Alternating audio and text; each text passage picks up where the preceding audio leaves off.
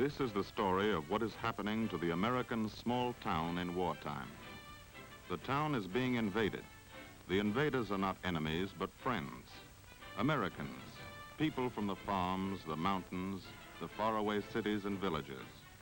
They pour into the town, wash through its streets and into its houses and churches and meeting places. The town is flooded and overwhelmed. It was meant to be a living space for 5,000 to 10,000 people. 20,000, 30,000, 40,000 people roll into it, double up in its houses, camp on its outskirts. The new people have come here to work in the shipyards, in the machine shops and small factories. They work hard under the 90-degree sun, in the electric oven heat of the steel bulkheads, the heavy work and the small, exacting, precise work. Then they come off the shift, a friendly, good-natured army, but an army almost without organization. The small community is overwhelmed. Every power plant, pumping station, and grocery store pushed to the limit. They stand in line at the post office, sending money home to the cities and the hill farms. They line up with their laundry. In 3 weeks, they may get it back. Lunch counters jammed up. People being turned away from the diners. They swim on schedule. The lifeguards herd them out. Working in shifts and swimming in shifts.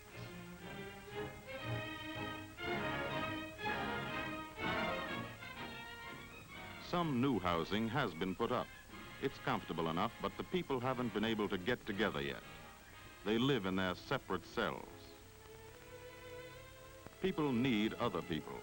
They need a get-together. A little fun, a little swapping of talk and goodwill.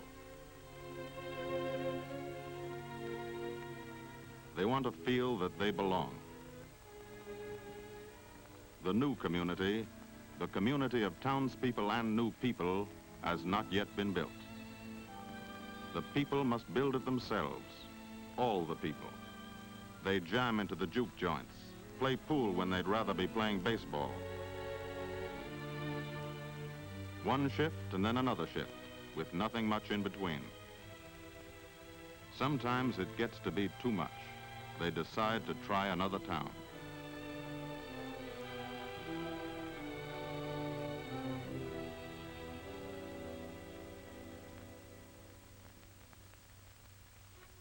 This is another town, a town where the people are doing something about it. The town is Sylacauga, Alabama. This town has the same problem. It had the same boredom and lassitude. People were always thinking about getting out of it. Now they've changed their minds. They're doing something about it. They're getting together. The mayor, the city manager, the civic leaders, army officers from the nearby posts, people from the plant, a man from the Division of Recreation of the United States Federal Security Agency. He's seen this problem before. He knows how to help people get it in hand, but the people must do it themselves. They are doing it. They hunt up rooms and boarding places for the newcomers.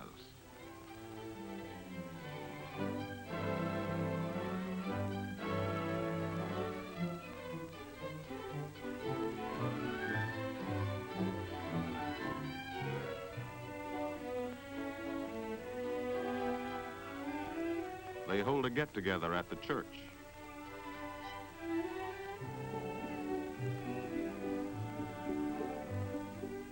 The local police help out as guides and advisors. The women's clubs begin to organize things. They clean up the town pool.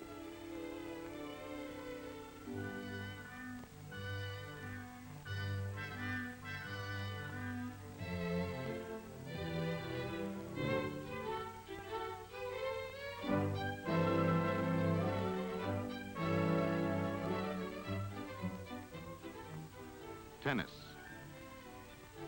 Red Cross work and the rest. Sports are good for people, and the Red Cross work is essential. But the main thing is to get people together, cooperating with each other. working together, playing together. A new community is being born. Americans have been making new communities for 300 years and dancing in these communities. Quadrilles under the colonial candles of Williamsburg, dusty hoedowns in the new pioneer towns of Kentucky, square dances in the middle of the Kansas cornfields, miners romping together in the California gold towns.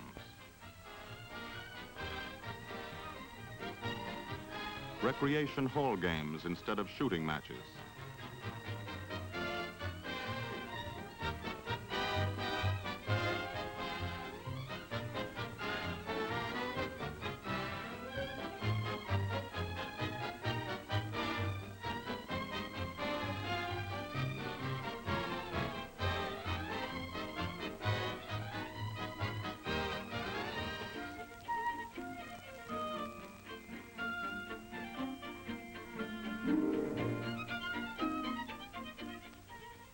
Nutrition programs instead of recipe swapping.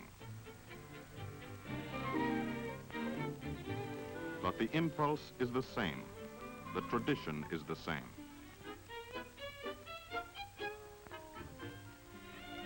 Storytelling and play acting and music.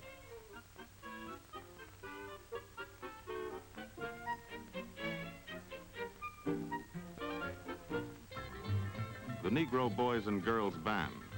They hit it on the beat and take it on down.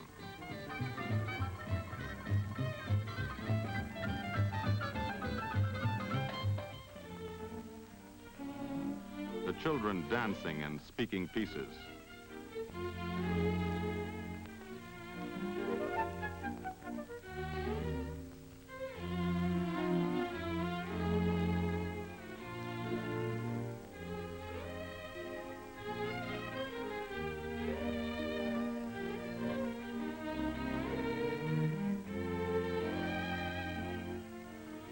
The mothers and fathers looking on.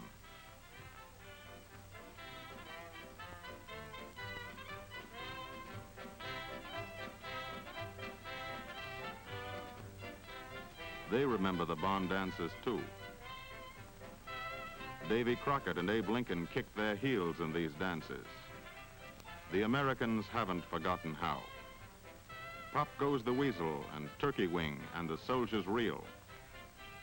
One community did this, one town full of people who belonged there and people who wanted to belong made a new community. Other towns are doing it everywhere in America. Americans finding out how to get together all over again, a good thing in wartime and a good thing afterwards. Now they have a life in common. Now they have something to look forward to. Nobody needs to be walled off or bored or lonely.